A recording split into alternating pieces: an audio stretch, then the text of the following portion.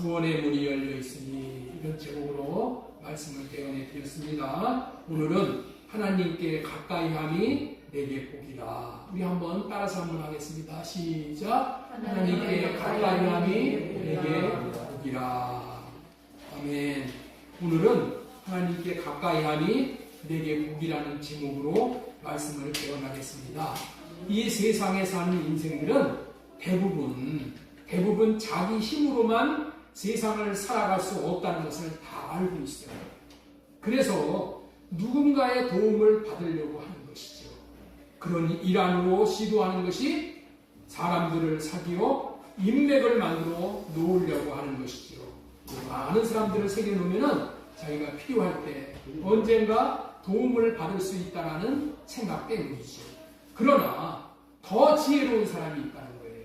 더 지혜로운 사람은 단지 사람의 도움을 받는 것도 좋지만은 사람이 도울 수 없는 그러한 문제가 생길 때가 있어요.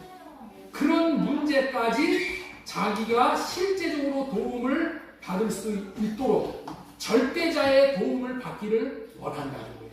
그 절대자가 되는 그분이 누구예요? 세상 사람들은 신이라고 하지만 우리는 하나님이라고 해요. 하나님의 도움을 받음으로 잘 될 수 있다는 것을 알기 때문에 그것을 보고 복이라고 합니다. 그래서 복 받기를 사모하는 거예요. 복을 받아야지 나로는 사람으로 해결할 수 없는 문제까지도 해결받을 수 있기 때문에 그렇다는 거예요. 우리나라 어른들은 지혜로워서 복 받아야 잘 된다는 것을 알았어요. 그래서 유독이도 복 받기를 좋아해서 행한 일들이 많이 있죠. 이 컵에다가도 이렇게 보면은 밑에다 보면 복자 한문으로 복을 써놓고, 이 이불에도 복자를 이렇게 써놓고, 장롱에다도 복자를 붙여놓고, 복자가 그냥 틈만 나면은 다 복자를 붙여요. 그러면은 그렇게 써놓으면은 복이 오는 줄로 생각을 해요. 이춘이 지났지만 이춘에도 어떻게 돼? 대문에다가 이춘 내기 해가지고 거기다가 그런 말을 써놓으면은 복이 들어오는 걸로 착각을 했다는 거예요.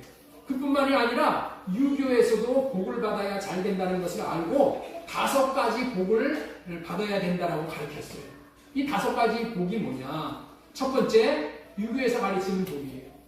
수, 장수하는 것. 두 번째, 부, 물질적으로 넉넉히 사는 것. 강령, 몸이 건강하고 편안히 마음이 편한 것. 유호덕, 도덕 지키기를 좋아하는 것. 도덕을 잘 지켜야 된다는 것이죠. 그래서 덕 있는 사람이 되어야 된다는 얘기죠. 그 다음에 보종명, 제명대로 살다가 편안히 죽는 것. 이거를 복으로 생각했단 말이에요. 그런데 이런 복들은 가만히 살펴보면은 육신이 잘 되는 복을 말하는 거예요. 그러나 성경에서 알려주는 복은 이런 복과는 차원이 다른 복을 말하고 있는 거예요. 그것은 영적인 복이기 때문에요. 영적인 복이란 하나님이 주시는 복으로 영원히 복이 되는 복을 말하는 거예요. 그리고 먼저 영원히 잘 되면은 육적인 일까지 잘 되는 복을 말하는 거예요. 그렇다면 하나님께서 말씀하시는 복, 이 복이 구체적으로 뭐냐는 얘기예요. 무엇이 복이냐는 거예요. 그래서 우리 본문을 다시 한번 읽도록 하겠습니다. 본문을 여호와를 가까이함이 내게 복이라. 이렇게 말씀을 하셨어요. 하나님을 가까이함이 복이라고, 복이 무엇인지, 복이란 과연 어떤 것인지를 알려주고 있다는 거예요. 복 중에 최고의 복이 뭐라고요? 복 받는 것이, 복 받은 사람은 어떻게 한다고요? 하나님을 가까이 하고 산다는 거예요. 하나님을 가까이해서 하나님과 가까워지는 것이 복이라는 거예요. 그렇습니다. 하나님과 가까워지게 되면은 자신에 대해 한없이 복이 되는 것이 당연한 것이죠. 왜냐하면 우리가 매주 부르는 찬송가 1장처럼 하나님은 만복의 근원 하나님, 하나님은 만복의 근원이 되시는 분이다. 그렇기 때문에 하나님을 가까이 하면은 만복을 받게 된다는 거예요. 찬송가 5장에도 이 천지간 만물들아 복 주시는 주여와 전능성부 성자 성령 찬송하고 찬송하세, 이런 가사가 나오죠. 네. 이 천지에 있는 만물들이 이 복 주시는 하나님을 다 안다는 거예요. 하나님은 어떤 분이시라고요? 복 주시는 하나님. 그래서 오늘은 우리 모두가 하나님과 가까워질 수 있으므로 하나님이 주시는 참된 복을 받아서 복된 인생이 되어야 됐기에 하나님께 가까이 함이 내게 복이라는 제목으로 하나님의 말씀을 배워나도록 하겠습니다. 첫 번째로 전해드릴 말씀은 예수 그리스도의 십자가로 가까워진다 라는 소제목으로 말씀을 전합니다. 하나님 앞에 하나님과 가까워지는 것이 복인데, 네? 어떻게 하면 하나님과 가까워지는 것이냐? 예수 그리스도의 십자가로 가까워진다. 인생들은 무엇보다도 하나님이 복 주심으로 인생을 잘 되게 하시는 분이라는 것을 알고 하나님과 가까워져야 지혜스러운 사람이에요. 그런데 원래 사람은 하나님과 가까워질 수 없는 사이예요. 왜냐하면 하나님 앞에 인간은 죄인이기 때문이죠. 죄인은 하나님께 가까이 나갈 수 없음은 물론 하나님 앞에 설 수도 없는 존재예요. 죄인이 하나님 앞에 설 수 있는 유일한 때가 있어. 죄인이 하나님 앞에 설 수 있는 유일한 때가 있는데 그때가 어떤 때예요? 그는 심판받기 위해서 서는 때 외에는 없다는 거예요. 그래서 죄인이 하나님 앞에 설 수 있다는 것은 기적과 같은 일이 일어나야만 되는 것입니다. 그런데 기적이 일어난 거예요. 기적이 일어난 거예요. 그 기적이 뭐예요? 십자가에서 일어난 거예요. 십자가에서. 지금은 사순절 기간입니다. 사순절에 우리는 십자가를 깊이 묵상하는 절기예요. 십자가를 묵상하는 이유가 무엇이겠습니까? 우리와 하나님이 가까워지는 기적이 일어났기 때문에 그렇다는 거예요. 십자가를 통해서 우리가 하나님 앞에 설 수 있게 되었기 때문이에요. 사랑 많으신 하나님께서는 대천지 원수와 같은 인간들을 사랑하기 때문에 예수 그리스도를 이 땅에 보내시어서 하나님의 사랑이 어떤 사랑인지를 나타내 주시면서 인간을 사랑하셨어요. 예수 그리스도께서는 우리를 사랑하시어서 십자가를 지심으로 피를 흘려주셨어요. 그 피의 의미가 무엇이냐? 우리를 하나님과 가까워지게 하는 것이냐. 원수된 이웃과 가까워지도록 하시기 위하는 거예요.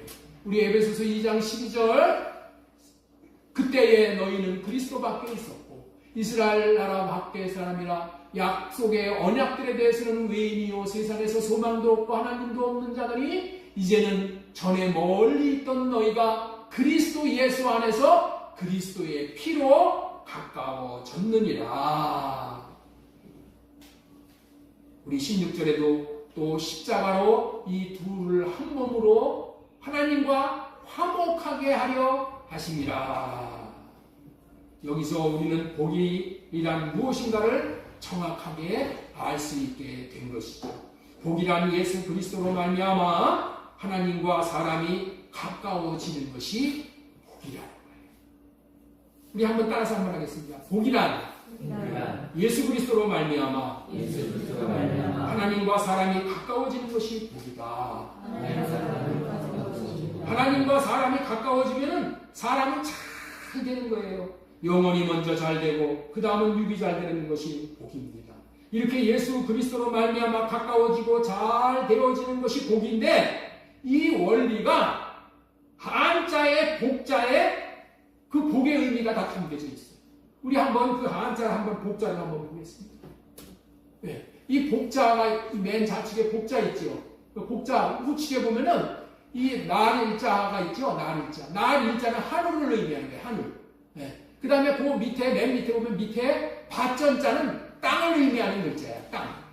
그래서 하늘과 땅이 이게 상관이 돼 이게. 이게 가까워져야죠. 연결이 돼 이게. 그런데 그렇게 되기 위해서 무슨 일이 벌어졌냐? 가운데에 입구자가 나와. 입구자.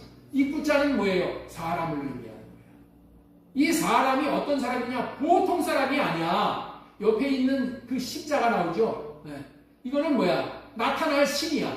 신이신 분을 의미해. 이 신이 이 나타나신 거야. 하나님이 나타나셨어. 하나님이 뭘로 나타나셨어요? 성육신 하셔서 나타나셨단 말이야. 사람으로 나타나셨어. 그래서 이 하늘과 이 땅이 연결이 되어가지고 이 땅이 열매를 맺는 그러한 인생이 되려. 땅은 뭘 얘기하냐? 우리의 마음을 얘기하는 거예요. 땅은 성경에서는. 이게 복이라는 거예요. 이게. 이 복자가 이렇게 의미가 있는 복자라는 거예요. 한자를 만든 조상들은 성경에 담겨진 이 진리에 대해서 영적인 글자를 만들어서 자손들에게 복이 이어지도록 가르친 조상들이야. 그러니까 한자가 보통 자가 아닙니다. 예, 아주 영적인 글자. 한자에 보면은 이 성경을 그대로 의미하는 내용들이 거기 너무나도 많이 나타나. 이 금자가 뭐예요? 금자. 이 목자. 나무 둘 밑에 십자가 나타나. 나무 사이에 나타나셨어. 예, 뭐라고 나타나셨어요? 예수 그리스도와 하나님이 나타나셔서 생명과는 따먹고 생명나무 선악과는 따먹지 말라. 이게 금했단 말이야. 금했어. 이게 금자예요. 하여튼 이런 거를 비롯해서 너무나도 이 성경의 이 영적인 것들을 다 이 한자를 통해서 알려주고 가르쳐주고 있는 거예요. 그렇습니다. 저와 여러분들께서는 예수 그리스도의 십자가로 말미암아 하나님과 가까워지는 만복을 받는 존재가 된 것이에요. 이러한 복을 주신 하나님께 감사 찬양하고 영광 돌릴 수 있는 저와 여러분들이 다 되실 수 있기를 소망드리고 축원합니다. 시편 73편 28절 다시 한번 읽겠습니다. 같이 한번 읽겠습니다. 시작. 하나님께 가까이함이 내게 복이라. 내가 주 여호와를 나의 피난처로 삼아 주의 모든 행적을 전파하리로다. 지금까지는 하나님께 가까이함이 내게 복이라 첫 번째 소제목으로 예수 그리스도의 십자가로 가까워진다. 하나님과 가까워지고 원수들 간에 이웃들 간에 가까워진다. 자, 두 번째 전해드리고 싶은 말씀은 하나님은 가까워짐의 최고의 복. 가까워지는데 어느 정도까지 가까워졌냐? 하나가 되는 것까지 가까워져. 그러니까 하나가 되는 것이 제일 가까운 거지요. 그렇죠? 하나님은 가까워짐의 최고의 복인 하나됨의 복을 주신다. 이런 말씀을 전하도록 하겠습니다. 사람은 가까이 지내야 할 사람과는 특별히 가까이 지내야만 되는 존재예요. 가까이 지내야 될 사람은 가까이 지내야 되는 거예요. 이렇게 살아야 그것이 뭐예요? 천륜이고 일륜인 거예요. 가까이 지내야 할 대상과 가까이 지내지 못한다면 하나님의 뜻이 이루어지지를 못해. 가까운 사람들을 통해서 하나님의 뜻이 이루어져야 되는데 가까이 지내지를 못하면 가까이 지내야 될 사람이 가까이 지내지 못하면 하나님의 뜻을 이루지를 못해. 그리고 하나님께서 맡겨주신 사명을 감당하지 못하는 안타까운 결과를 낳게 되는 거예요. 그래서 가까이 지내야 할 관계를 알고 가까이 지내도록 정해놓은 게 있어. 어떻게 정해놓은 게 있다고요? 가까이 지내도록 정해놓은 게 있다는 거야. 여러분들은 촌수에 대해서 다 잘 아실 거예요. 사람과 사람이 어느 정도 가깝게 지내야만 하는가를 정해놓은 것이 촌수야. 촌수. 왜냐하면 촌수와 가까운 사람은 특별히 더 가까이 지내면서 온갖 좋은 복을 같이 누리라고 그렇게 한 거예요. 그렇다면은 사람 관계에서 촌수가 어떤 것인지를 따져보겠습니다. 부모와 자녀의 관계는 일촌이야. 일촌. 그렇죠? 부모와 자녀 관계는 일촌이야. 그렇다면은 자녀들끼리의 관계는 몇 촌일까요? 2촌이지. 2촌. 그렇죠? 2촌. 아버지 형제와 자신과의 관계. 나와 우리 아버지의 형제들 간의 관계는 몇 촌이에요? 3촌이잖아. 3촌. 그렇다면은 부부관계는 몇 촌인가요? 부부관계는 하나됨의 관계예요. 하나됨의 관계. 한 몸이라고 하나님께서 정해주셨어. 그래서 촌이 없는 무촌관계라는 거예요. 무촌관계. 부부관계는 부부관계는 무촌관계이기 때문에 부모님하고의 관계보다도 더 가까운 관계예요. 그러니까 부부관계를 어떻게 가까이 지내야 된다고요? 부모님하고의 관계보다 더 가까이 지내야 되는 거야. 어떤 사람은 자기 부모님 섬기려고 아내를 그냥 막 밀어버리는 사람이 있어. 남편도 지켜놓는 사람이 있어. 부모관계 더 효도하려고. 성경은 그렇게 얘기하지 않아. 부부관계는 한몸관계, 부모와의 관계는 일촌관계라는 거예요. 이거를 구별을 해서 우리는 관계 설정을 잘 맺고 가까이 지내야 하는 거예요. 그렇다면은 우리는 부부관계가 우리 한몸 관계이기 때문에 이제 어떻게 해야 돼? 한 몸으로 알고 가까이 하고 섬김으로써 온갖 복을 누릴 수 있도록 복을 촌수를 정해 주셨다는 거예요. 자, 그렇다면은 예수 그리스도와 우리의 관계는 몇 층 관계일까요? 예수님과 우리와의 관계는 몇 층 관계예요? 우리는 예수님의 신부고 예수님은 우리의 신랑이에요. 그렇기 때문에 이 관계는 한 몸 관계예요. 이 한 몸 관계는 이 육신의 부부가 한 몸 관계인 것을 정도가 아니라 영원한 한 몸 관계예요. 영원한 한 몸 관계. 예수님은 머리시고 우리는 몸의 지체로 붙어 있는 관계이기 때문에 자, 이제 예수님은 머리시고 우리는 몸으로 붙어 있는 관계야. 그러면서 지체들도 어떻게 돼요? 다 한 몸 관계. 그렇기 때문에 우리가 여기 있는 여러분들 관계는 무슨 관계라고요? 한 몸 관계예요. 한 몸 관계. 여러분들의 친척들 관계보다도 100배 더 가까운 관계라는 거예요. 이거를 알고 우리가 한 몸 관계인 것을 알고 우리가 우리 지체들도 섬기고 우리 예수님도 섬기고 이렇게 됐을 때 놀라운 축복을 하나님께서 부어주시는 거예요. 이 세상에서 만난 부부관계가 이 땅에서 무촌관계야. 그런데 예수님하고의 관계는 영원한 무촌관계. 그렇기 때문에 특별히 가깝게 지내야 하는 관계가 누구하고의 관계라고요? 예수님하고의 관계. 여러분들 이거를 아는 사람이 지혜로운 사람이야. 이렇게 붙어있는 하나된 관계로 회복시켜 주시기 위해서 십자가로 예수 그리스도와 가까운 하나됨의 관계가 되게 하십니다. 십자가로 이런 관계를 회복시켜 주십니다. 더 놀라운 것은 예수님 안에 있는 옆에 있는 분들도 무슨 관계라고요? 한 몸 관계. 자, 우리 옆에 있는 분에게 우리 한번 분별해 드리기 바랍니다. 당신과 나는, 집사님과 나는 한 몸 관계입니다. 무촌입니다. 포도나무신 예수 그리스도와 우리는 모두가 가지로 하나가 되어지는 것이에요. 포도나무 가지는 포도나무에 붙어 있으면 많은 열매를 맺는다는 것은 많은 영적인 복을 받게 된다는 말이죠. 그렇습니다. 하나님께 가까이 함이 복인데 복 중에 복은 붙어 있음으로 하나 되어져서 받는 복이 최고의 복인 거예요. 이거를 알아야 돼. 이 진리를. 이 붙어 있어 하나가 됨으로 놀라운 복을 받은 사람을 한 사람 들어서 이 하나됨으로 받게 되는 진리를 증거하고자 하는 거예요. 마가복음 5장 25절에 보면은 12해 동안 혈류병을 앓아온 여자가 예수님의 옷을 만져서 깨끗하게 고침받는 이 하나 신유를 경험하는 자입니다. 신유는 뭐냐? 하나님이 치유해 주신 것을 신유라 이렇게 표현하는 거예요. 신유. 원래 이 여인은 성경 레위기서에서 말하는 바로는 부정한 여자예요. 레위기서에서 말하는 이 여자는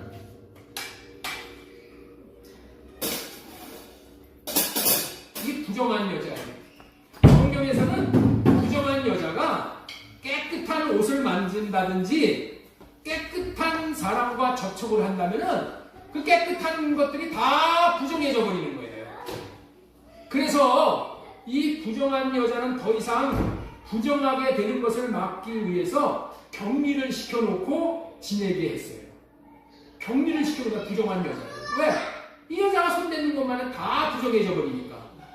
그런데 이 부정한 여자가 격리되어서 지내야 되는데 이 여자가 바깥으로 나와버렸어. 왜? 예수님을 향해서 고침받는 거예요. 그래서 바깥으로 나와서 예수님의 옷에다가 손을 대버린 거예요. 예수님의 옷에 손을 댔다는 말은 예수님과 연결됐다는 거예요. 연결이 되었다는 말은 하나가 되었다 그런 얘기예요. 가장 가까워졌다, 한 몸이 되었다, 무촌이 되었다라는 의미의 말이에요. 그렇게 하나가 되었다면은 성경의 원리에 따른다면은 부정한 여인이 예수님의 옷에 손을 대었으니 예수님이 부정해 주셔야 맞는 거야. 그렇죠? 부정한 여자가 손을 댔으니까. 그런데 놀라운 것은 이 부정한 여인이 거룩하신 예수님의 옷에 손을 대므로 하나가 되는 순간에 예수님이 부정해지는 것이 아니라 예수님의 거룩이 이 부정한 여인의 부정을 쫙 몰아내게 됐다는 거예요. 예수님의 거룩이 아주 거룩하시니까 이 부정한 이 여인의 이 부정이 손을 내는 순간에 빠져나가 버리는 거예요. 예수님의 거룩이 부정한 여인의 부정을 빠져나가도록 몰아낸 거예요. 여인의 부정이 여인에게서 빠져나가자 여인의 혈우병이 완전히 치유가 된 거예요. 이 여인은 하나님이신 예수님께 가까워짐의 최고의 복인 하나됨으로 말미암아 죽을 병에서 살아나는 복을 받게 된 거예요. 우리 마가복음 5장 25절. 자, 27절에 보면은 25절. 혈우병을 12의 혈우병을 앓은 여자가 있었어. 많은 의사에게 많은 괴로움을 받고 가진 것도 다 허비하였을 때 아무 효력이 없고 도리어 더 충하여졌던 차에 예수님의 소문을 듣고 무리 가운데 뛰어 뒤로 와서 그의 옷에 손을 대니 이는 내가 그의 옷에만 손을 대어도 구원을 받으리라 생각함이로다. 30절. 예수님께서 그 능력이 자기에게서 나간 줄을 곧 스스로 아시고 34절. 딸아 내 믿음이 너를 구원하였으니 편안히 가라. 네 병에서 놓여 건강할지어다. 그렇습니다. 거룩하신 주님에게 연결되어 붙어있기만 있어 하나만 된다면 이와 같이 놀라운 일이 일어나는 거예요. 그러니까 우리가 이 하나됨의 비밀을 알아야 돼. 어떻게 해서든지 예수님과 하나 되면 예?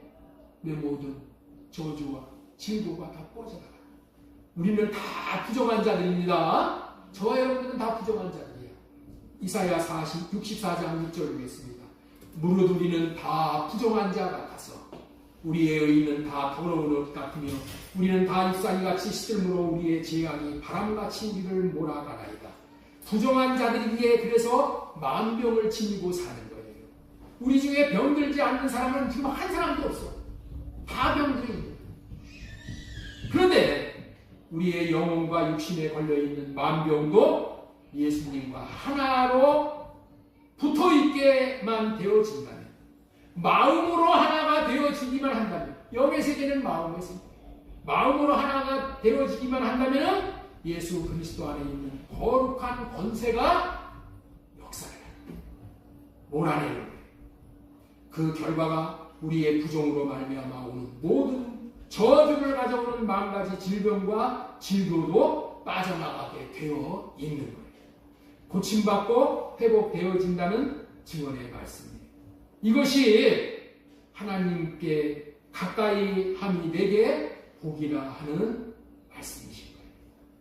나는 한 지체된 여러분들이 사모를 위해서 이렇게 한 마음 되어져서 예수님과 이렇게 한 마음 딱 되어져서 이 사모의 연약한 질병이 예수님으로 말미암아 이 시간 빠져나갈 수 있기를 기도해 주시기 바랍니다. 예, 지금까지는 하나님은 가까워짐의 최고의 복인 하나됨의 복을 주신다 라는 말씀을 전해드렸고, 그 다음에 세 번째 전해드리고 싶은 말씀은 하나님께 가까이 함의 복은 팔복을 받도록 가까이 합니다. 팔복을 받게 하는 복이라는 거예요. 하나님 앞에 가까이 하게 하는 복이 팔복이야.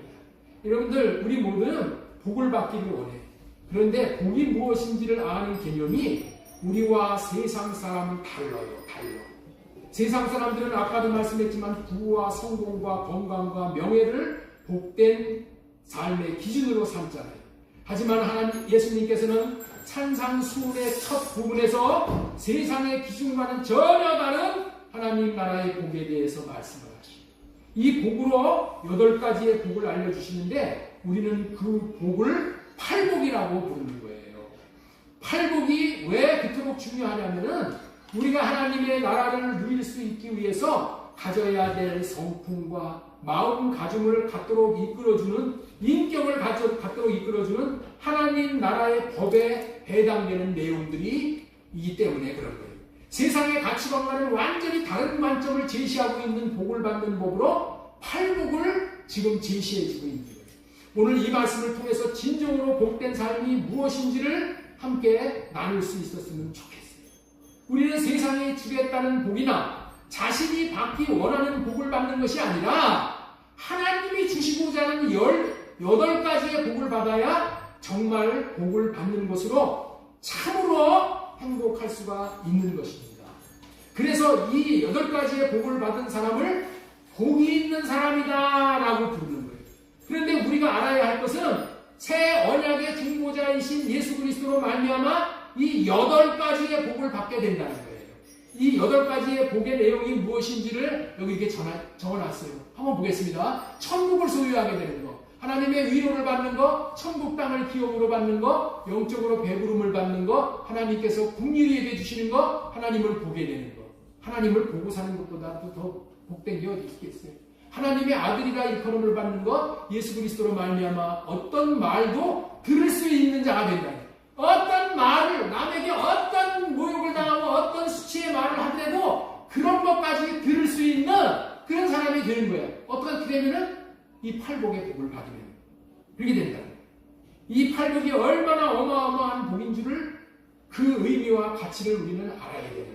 세상에서는 듣도 보도 못한 놀라운 복을 말하는데 이 복이 하나님이 주시는 이 천국을 누리는 복이라는 거예요. 여기에 나오는 이 말씀의 구조가 특별하게 되어 있는 것을 볼 수 있는데 우리 마태복음 5장 3절 한번 보겠습니다. 자, 심령이 가난한 자는 복이 있나니 이렇게 말씀을 하고 계시죠. 심령이 가난한 자는 복이 있나니 천국이 그들의 것이니 이 두 번째 슬래시 옆에 천국이 그들의 것이니라는 내용이가 복의 내용이죠. 복의 내용. 이런 복을 받는다는 거예요. 어떤 자가 심령이 가난한 자가 복이 있는데 어떤 복? 천국이 그들의 것이 되는 복이라는 거예요. 여기 8가지의 복이 나오는데 이건 오늘 다 준비했는데 시간이 많이 갈 것 같아서 이건 이 팔복에 대해서는 특별하게 한번 날짜를 잡아서 설교를 하려고 그래요. 오늘 1절 첫 번째 심령이 가난한 자는 복이 있나니 이 말씀만 드리고 넘어가겠습니다. 예, 심령이 가난한 자는 복이 있나니. 심령이 가난한 자가 뭐냐? 내 마음 상태가 가난한 사람이에요. 마음이 가난한 사람은 여러분들 왜 복이 있냐? 그 마음에 예수 그리스도를 모셔 드릴 수 있기 때문에 복인 거예요. 이해가 되시죠? 심령이 부자인 사람이 있어. 세상 것을 것들, 나를 부유하게 하지 못하는 세상 것들을 잔뜩 여기 다 쌓아놓고 그것이 나를 부유하게 하는 걸로 착각을 하고 있는 거예요. 그래서 예수 그리스도가 이 안에 들어오실 수가 없어. 그래서 천국을 못 누리는 거예요. 세상의 것을 아무리 채워도 천국을 누릴 수가 있어요? 더 근심 걱정만 많아집니다. 저와 여러분들이 마음이 가난한 마음이래야 예수 그리스도가 들어올 수가 있어서 예수 그리스도가 마음에서 들어오심으로 말미암아 마음으로 하나가 되어져서 가까워졌을 때 천국을 소유할 수 있게 된다는 복의 내용이에요. 세상 것이 가득 찬 마음에는 예수님이 들어올 수가 없어서 심령이 가난해져야 예수님이 마음에 들어오셔서 천국을 누릴 수 있도록 해준다. 여기 애통하는 자, 온유한 자, 의해주리고 긍휼히 모든 그 내용이 다 뭐예요? 예수 그리스도가 안에 들어와 계심으로 말미암아 받는 복이에요. 이해가 되시죠? 이렇게만 해놓고 우리가 이제 넘어가겠습니다. 지금까지는 하나님께서 주시는 하나님의 나라의 복인 팔복에 대해서 말씀을 드렸어요.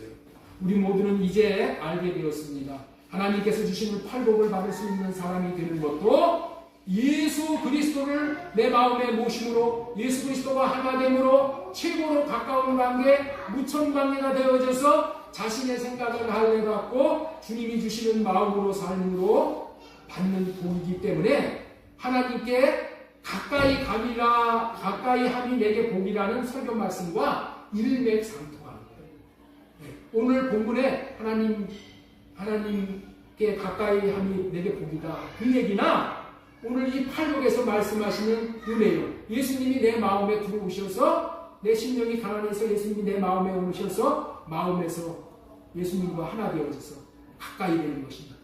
똑같은 복을 말씀하고 계십니다. 똑같이. 이처럼 하나님께서는 우리들에게 복을 주시되 하나님 나라의 최고의 복을 하나님을 가까이 하는 사람, 예수 그리스도를 가까이 하는 사람, 성령님을 가까이 하는 사람들에게 주신다는 것을 꼭 기억하시고 삼위 하나님을 더욱더 가까이 하실 수 있으셨으면 좋겠습니다. 지난주에 아브라함과 이삭과 야곱과 모든 선지자는 하나님 나라 안에 있고 그 외에는 하나님 나라 밖에 있다는 말씀을 통하여서 할례 언약을 믿고 할례를 받고 사는 삶이 중요함을 말씀을 드렸는데 우리도 그런 삶을 살아야 합니다.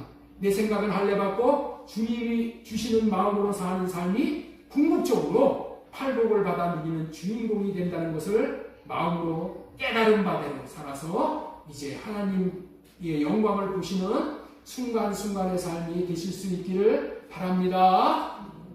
아멘. 아멘 한다고 되는 것이 아니고 이런 삶을 실제적으로 삶으로 실제적으로 날마다 받아 누릴 수 있게 되어지는 것입니다. 그렇다면은 어떻게 하나님께 가까이 하면 내게 복이라는 이 복을 실제적으로 누릴 수 있느냐는 것이 우리의 관심사항이 됩니다. 어떻게 하면 하나님 앞에 가까이 하면 내게 복이다. 이거를 내가 실제적으로 누려야지. 지식적으로만 알면 아무 소용이 없어. 실제 내가 누릴 수 있어요. 제가 여러분들에게 수도 없이 하나님께 복을 받는 방법에 대해서 말씀을 드렸는데 실제로 받았는가? 그 복을 받았으면 어떻게 된다? 내가 변해야 되는데 변해야니까에 대해서 생각을 해 봐야 돼. 나 자신을 점검해 봐야 돼. 그래서 마지막으로 한 말씀 더 전하고 말씀을 맺으려고 하는 거예요. 전하고자 하는 소제목은 하나님을 가까이 할 수 있는 비결은 간절합니다. 우리 한번 따라서 하겠습니다. 하나님을 가까이 할 수 있는 비결은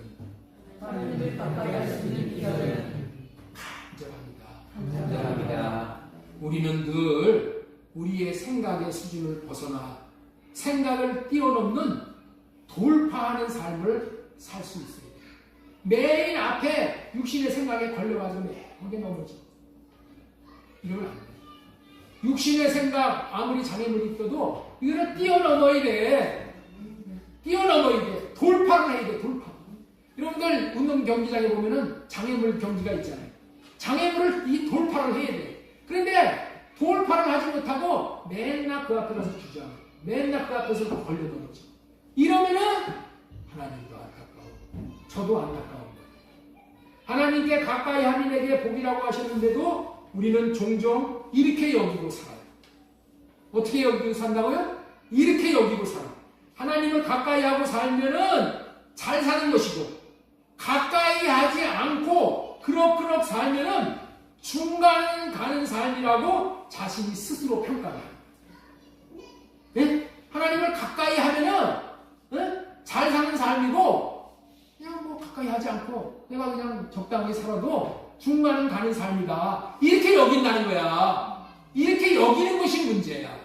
자신은 그냥 주일도 지키고 와서 예배도 드리고 봉사도 하고 헌금도 하고 뭐 시간 있을 때는 뭐 주일날도 뭐 잔치집도 가고 뭐 어디도 가고 이러고 사는 거야. 이렇게 사는 거야. 헌금 생활도 하고 때로는 전도도 하고 나는 괜찮은 정도의 신앙생활을 한다고 생각을 하는 거야. 예? 그러면 신앙은 기본이 잘 되어야 돼. 기본이 잘 되어야 돼. 그런데 하나님도 그냥 괜찮은 사람으로 여겨주시면은 얼마나 좋아. 그런데 하나님은 그렇게 여겨주시지 않는다는 거예요. 이게 문제가 있는 거예요. 하나님은 우리가 하나님을 가까이 하지 않으면은 그 순간에 육신의 생각이 나를 삼켜버리는 거예요. 그래서 죄에 빠져들게 돼요. 마귀는 우는 사자와 같이 삼킬 자를 찾고 있는데 마귀가 가만히 두지 않는다. 여러분들 예를 들어서 주인이 개를 데리고 이 공원 산책을 나왔어요. 개는 주인에게 붙어 있을 때 안전한 거예요. 주인의 보호 아래 있을 때 개가 최고로 안전한 거예요. 만약에 개가 주인을 가까이 하지 않고 떨어져서 나가버리면 어떻게 돼요? 동네 아저씨들이 개를 잡아다가 보신탕 만들어서 잡숫고 마는 거지. 그렇죠? 붙어 있는 거야. 주인이 여기다 목줄을 매가지고 붙어 있는 걸 싫어하고 그냥 뛰쳐나가려고 나가버리면은 그 순간서부터는 자유를 못 누려. 실제 주인에게 이 고삐 채워서 있는 것이 이것이 자유를 못 누리는 것으로 여기면은 네? 그냥 뛰쳐나가는 거야. 그런데 이 고삐 안에서 개는 자유를 누릴 수 있는 거야. 그렇죠? 열차가 레일 위에서 자유를 누리고 잘 달리듯이 우리는 신앙생활을 하면 그리스도 안에서 자유를 누리는 거예요. 성경 말씀 안에서 자유를 누리는 거예요. 이러한 것들이 사실이라는 것을 아담과 하와가 사탄에게 당하여 모든 복을 한순간에 다 빼앗겨 버렸잖아요. 아담과 하와가 늘 하나님께 가까이 하여 하나님이 주시는 생각과 마음으로 살았다 하면은 절대로 마귀에게 속아 넘어가지 않았을 거예요. 그렇기 때문에 우리는 순간순간 한순간도 주님께 붙어있지 않으면은 주님과 가까이 하지 않으면은 하나님이 주시는 생각과 마음을 받지 못하게 되어서 마귀가 주는 세상의 욕심에 사로잡혀 넓은 길, 사망의 길로 행하게 된다는 거예요. 그래서 우리는 간절하게 주님께 가까이 하여 주님께 붙어있기를 갈망해야 하는 거예요. 간절히 네? 주님 앞에 붙어있기를 갈망해야 돼요. 그렇다면 주님을 가까이 하는 갈망하는 마음은 어디서 나오는 걸까요? 간절한 마음은 어디서 나오는 걸까요? 갈망하는 마음은 어디서 나오는 걸까요? 자, 옆에 있는 분에게 한번 물어보시죠. 간절한 마음은 어디서 나오는 겁니까? 갈망하는 마음은 어디서 나오는 겁니까? 답은 근심에서 나오는 거예요. 근심에서. 이 말이 무슨 뜻인지 선뜻 이해가 안 가시겠지만은 들어보시면 이제 이해가 되실 거예요. 지난주에 성령 하나님은 우리들에게 은혜를 베푸시는 분인데 은혜가 무엇인가 하냐면은 죄를 생각나게 해주시는 것이라고 했어요. 이렇게 죄를 생각나게 해주실 때에 우리의 자세가 중요한 거예요. 죄된 삶을 살고 있는 자신의 모습에 대해서 근심을 가져야 돼요. 근심. 먼저. 자신이 하나님께서 죄를 깨우쳐 주실 때 자신이 하나님이 원하신 대로 살지 못하는 자신의 모습을 보면서 이렇게 살아서는 안 되는데 라고 근심이 생기는데 이와 같이 죄를 알게 되었을 때 근심을 갖게 되는 것이 중요하다는 거예요. 하나님의 뜻대로 살지 못했는데도 태어나다면 근심이 없다면 이게 제일 큰 문제인 거예요. 아버지가 아들에게 심부름을 시켰어. 아들아, 돈 줄 테니까 이거 어떻게 사갖고 와라. 그랬는데 아들이 사갖고 오지 않고 애들하고 놀러가서 돈을 다 써버렸어. 그래가지고 사오지 못하고 빈손으로 들어갔어. 들어가면 어떻게 되겠어? 아버지에게 혼나겠구나 하는 근심이 생겨야 정상이죠. 그렇죠? 이 잘못된 것을 미치는 근심이 생겨야 돼. 아무런 근심도 꺼리낌도 없다면 아버지가 너 성 뭐 줘라 그러면 모르겠는데요. 돈 갖다가 친구들하고 다 원래 썼는데 그리고 그냥 뭐 태연해. 그러면 이거 심각한 문제지요. 하나님 앞에 제대로 살지 못하는 자신에 대해서 근심이 생기는 것이 정상이에요. 근심에는 두 가지의 근심이 있는 거예요. 근심에는 몇 가지 근심이 있다고요? 두 가지. 하나님의 뜻대로 하는 근심과 세상이 주는 근심이에요. 우리는 통상 세상 근심에 빠져 지내기가 십상이죠. 친구만큼 돈을 벌지 못하는 근심, 회사에서 진급이 안 되는 근심을 비롯해서 이 모양 저 모양의 근심이 많이 있잖아요. 그런데 하나님은 근심을 분별시켜 주셔요. 세상이 주는 근심은 사망을 가져다 주는 거예요. 백해무익하다. 하나님의 뜻대로 하는 근심은 자신을 고치는 약이 된다. 성경은 하나님의 뜻대로 하는 근심으로 구원에 이르는 회개를 이룬다고 말씀하시고요. 우리 고린도후서 7장 10절 말씀 우리 한 목소리로 같이 한번 읽어보도록 하겠습니다. 시작! 하나님의 뜻대로 하는 근심은 세상 근심은 사망을 이루는 것입니다.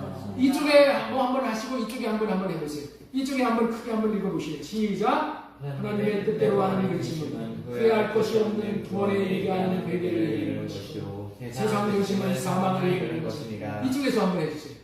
하나님의 뜻대로 하는 근심은 후회할 것이 없는 구원에 이르게 하는 회개를 이루는 것이요 세상 근심은 사망을 이루는 것입니다. 그렇습니다. 근심으로 말미암아 회개할 수 있으므로 제 문제가 다 해결되는 것이니 근심이 아주 중요한 거예요. 근심으로부터 회개가 나오는 거예요. 근심이 첫 번째로 중요한 거예요. 그래야 천국을 받을 수 있는 회개를 할 수가 있습니다. 그런데 인생들은 근심하지를 않아. 그리고 회개하기를 싫어해. 네? 근심을 안 하기 때문에 회개거리가 없어. 죄의 결과가 어떻다는 것을 모르면 근심이 안 생기는 거예요. 그러므로 죄를 지은 결과를 밝히 안다면 근심하게 되는 거예요. 이러다가는 큰일이 날 것이라는 근심. 맨날 죄의 길을 걷는데 야 이러다가는 내가 하나님 앞에 혼날 거야. 이런 근심이 있어야 돼. 네? 이러다가는 내가 지옥에 떨어질 수밖에 없어. 이런 근심이 들게 되는 것이 이 복의 시작이라는 거예요. 그래서 근심을 면하려고 회개하고 할례받아 죄를 해결하게 되는 근심과 회개가 얼마나 복이 되는 줄 알아야 돼요. 회개를 하면 근심 걱정이 다 물러나고 평화가 임하잖아요. 평강이 임하잖아요. 우리는 근심이 생겨 회개하는 것을 복으로 생각해야 하는 거예요. 근심으로부터 나오는 회개가 구원의 길이고 좁은 길입니다. 세상 사람들은 회개가 없는 길로 인도받기에 넓은 길, 넓은 문으로 들어가는 거예요. 그러나 우리는 회개하여 할례받고 주님이 주시는 마음으로 사는 것이 좁은 문이신 예수님 안으로 들어가는 생명길로 들어가게 되는데 그런 축복의 시작이 근심이라는 것을 기록해야 하는 거예요. 우리 고린도후서 7장 10절 다시 한번 읽겠습니다. 하나님의 뜻대로 하는 근심은 후회할 것이 없는 구원에 이르게 하는 회개를 이루는 것이요 세상 근심은 사망을 이루는 것입니다. 하나님의 뜻대로 하는 근심은 구원에 이르게 하는 회개를 이루는데 결정적인 역할을 합니다. 띄워주세요. 자, 우리 첫 번째 하나님의 뜻대로 하는 근심은 구원에 이르게 하는 회개를 이루는데 결정적인 역할을 합니다. 자, 그리고 근심이 주는 유익이 또 한 가지가 있는데 그게 뭐냐? 근심은 우리가 하나님을 찾는데 간절하게 하는 거예요. 하나님의 뜻대로 하는 근심이 큰 영적인 유익을 주는데 그 유익이 뭐라고요? 사람을 간절하게 하는 거예요. 자, 우리 고린도후서 7장 11절 말씀 민집사님.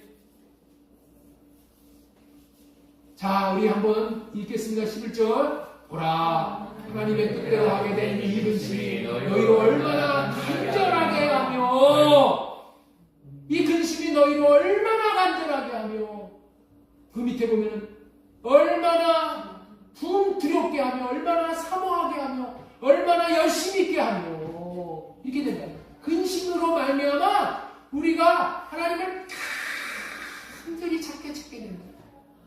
얼마나 하나님을 사모하게 돼요. 근심이 사람을 어떻게 간절하게 합니까? 근심이 사람을 어떻게 해서 간절하게 하는 거예요? 근심은 자신을 돌아보게 하기 때문에 간절해질 수밖에 없는 거야.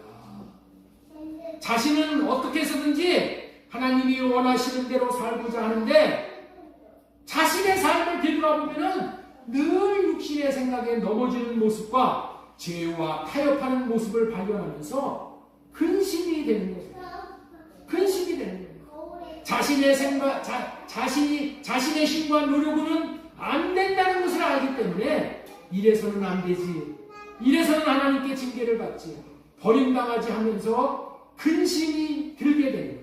그 근심으로 말미암아 주님이 건져주시지 않으면 이 기가 막힌 운동에서 나를 건져주실 분이 없다는 것을 알기 때문에 하나님을 향해서 간절해지는 거예요. 간절해지는 거예요.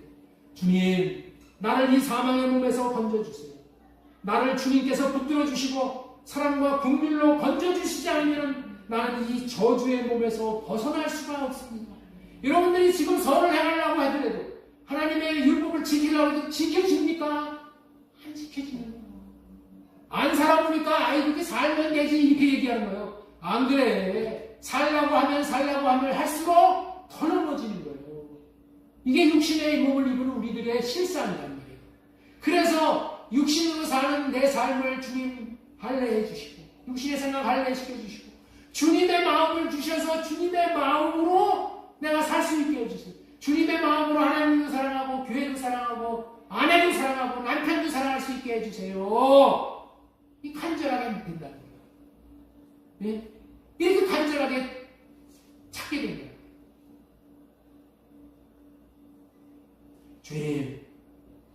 주님이 기뻐하시는 삶을 살 수 있도록 긍휼을 베풀어 주세요. 은혜를 베풀어 주세요. 나는 주님이 절대로 필요합니다. 나는 주님의 은혜가 아니면 살 수 없는 자입니다. 라고 주님께 매달리는 삶을 살게 되는 이런 모습을 간절하다. 이런 간절한 사람이 은혜를 받고 하나님이 베풀어 주시는 긍휼함, 불쌍히 여겨주심을 받게 되는 거예요. 우리가 기억해야 하는 것은 간절함이 하나님의 마음을 움직이게 하는 거예요. 세 번째 전에 말씀입니다. 세 번째. 간절함이 하나님의 마음을 움직이게 돼요. 그래서 하나님이 내가 그렇게 하나님의 뜻을 이루면서 살아갈 수 있는 사람이 되게 나를 변화시켜 준다니까. 내가 하려니까 안 되는 거예요. 내가 하려니까. 간절함이 하나님의 마음을 움직이게 한다. 하나님께 기도할 때도 간절하게 기도하는 것과 맹송맹송하게 기도하는 것은 천지 차이다. 간절함의 기도는 하나님의 보좌를 움직이게 하므로 하나님께서 은혜를 베풀어 용서하게 하시고 용서를 하시고 죄가를 떠나게 해주십니다. 간절함으로 눈물을 흘리며 기도할 때에 하나님은 긍휼을 베푸시고 불쌍히 여겨주시고 마침내 응답을 베풀어 주십니다. 그렇습니다. 이와 같은 복된 결과를 가져오는 시작점이 하나님의 뜻대로 하는 근심인 거예요.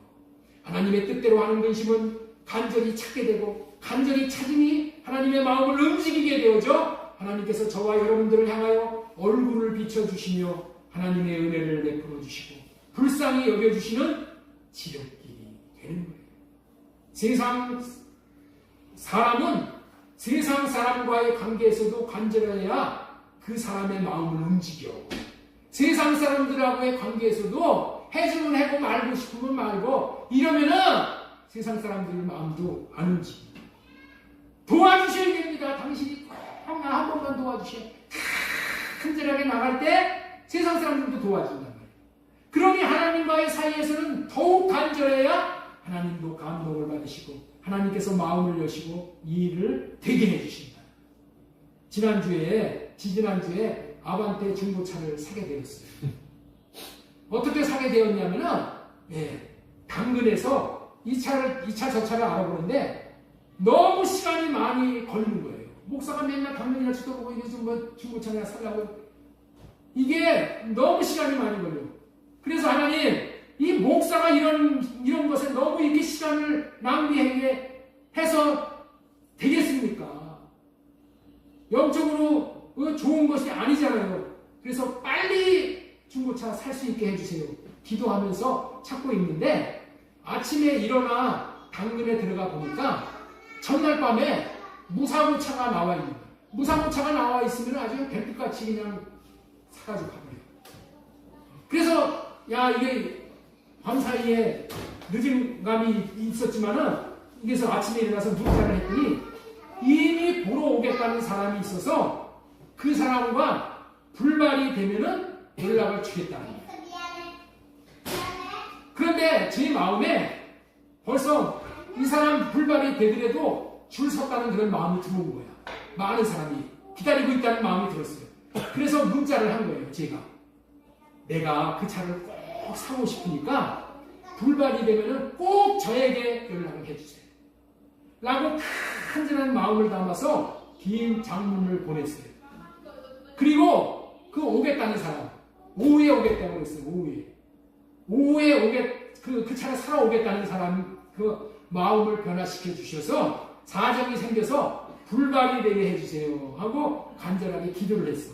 그랬더니 오후에 왔더니 한 4시, 한 5시 정도에 아이고 불발이 되어서 이게 팔아야 되는데 사시겠습니까? 하고 연락이 온 거야. 그래서 즉시 안산까지 제가 달려갔어요. 달려가서 사람을 만났더니 파는 사람이 이런 얘기를 하는 거야.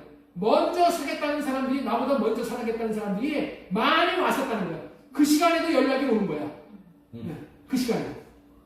그런데 내가 보낸 문자를 보고 왠지 이 사람에게 팔아야 되겠다는 마음이 들어서 다른 사람들에게 다 연락을 안 하고 내게 연락을 했다고 그렇게 말을 하는 거야.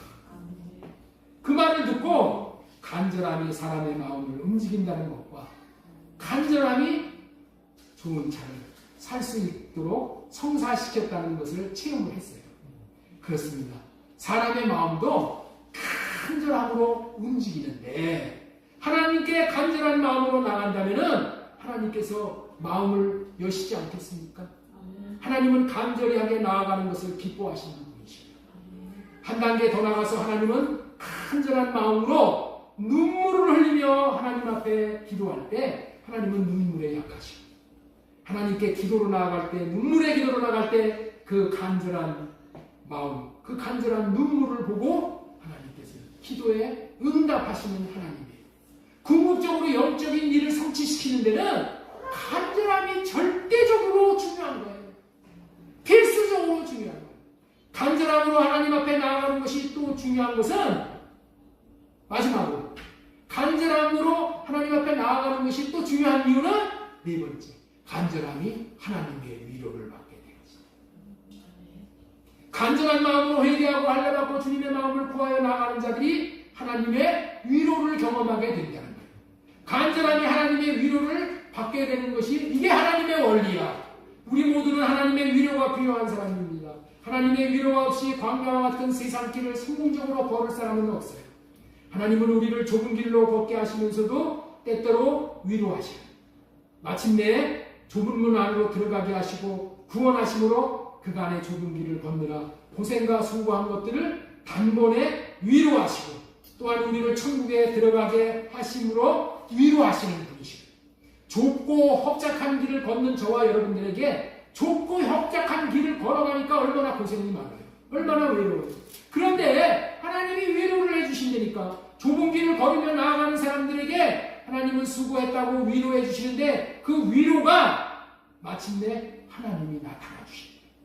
하나님이 순간순간 나타나 주셔서 마음을 주시는 거예요. 그래서 우리는 광야길을 구름 기둥과 불 기둥으로 나타나신 하나님이 이제는 우리 마음에 하나님의 마음으로 나타나십니다. 그리고 좁은 문으로 들어간 사람들을 구원받도록 하시는 거예요. 구원받는 것보다도 우리에게 위로가 더 어디 있습니까? 아무리 이 땅에서 고생을 했어도 내가 구원받아갖고 구원의 문에 들어가는 거는 그것보다 위로가 더 어디 있어. 천국에 들어가는 것보다 더 큰 위로는 없는 것 아니겠어요? 자, 우리 고린도후서 1장 3절 보겠습니다. 찬송하리로다 그는 우리 주 예수 그리스도의 하나님이시요 자비의 아버지시요 모든 위로의 하나님이시요. 하나님은 위로 못하실 것이 없으신 분이에요. 다 위로하실 수 있는 분이에요. 우리의 모든 환난 중에서 우리를 위로하사 우리로 하여금 하나님께 위로받는 위로로서 모든 환난 중에 있는 자들을 능히 위로하시는 이시로다. 그리스도의 고난이 우리에게 넘친 것 같이 우리가 받는 위로도 그리스도로 말미암아 넘치는도다. 우리가 환난당하는 것도 너희가 위로와 구원을 받게 하려는 것이요 우리가 위로를 받는 것도 너희가 위로를 받게 하려는 것이니 이 위로가 너희 속에 역사하여 우리가 받는 것과 같은 고난도 너희도 견디게 하느니라. 너희를 위한 우리의 소망이 견고함은 너희가 고난에 참여하는 자가 된 것 같이 위로에도 그러할 줄을 아느라. 그렇습니다. 우리 하나님은 모든 환난 중에 있는 자들을 위로하십니다. 환난을 당하는 것도 위로와 구원을 받게 하시기 위함입니다. 이것이 환난 당하고 있는 저와 여러분들의 참 위로가 되시기 바랍니다. 말씀을 마치겠습니다. 하나님께서 성령으로 말미암아 죄의 길을 걸으며 사망의 길을 향하고 있다는 것을 깨닫게 하심으로 근심을 주실 때에 세상 근심에 빠져 하나님이 주시는 근심을 소멸하지 말고 먼저 하나님이 주시는 근심을 붙들고 보호자 앞으로 나아가 간절히 찾고 찾음으로 우리들에게 맡겨진 좁은 길을 넉넉히 걸으며 협착한 길을 넉넉히 걸어가며 그런 수고한 그 수고와 주님의 뜻대로 사느라 수고한 그 수고에 대해서 이와 같은 큰 위로가 있으심으로 주님의 길을 넉넉히 걷는 남은 생애가 되실 수 있기를 소망드리고 축원합니다. 아멘.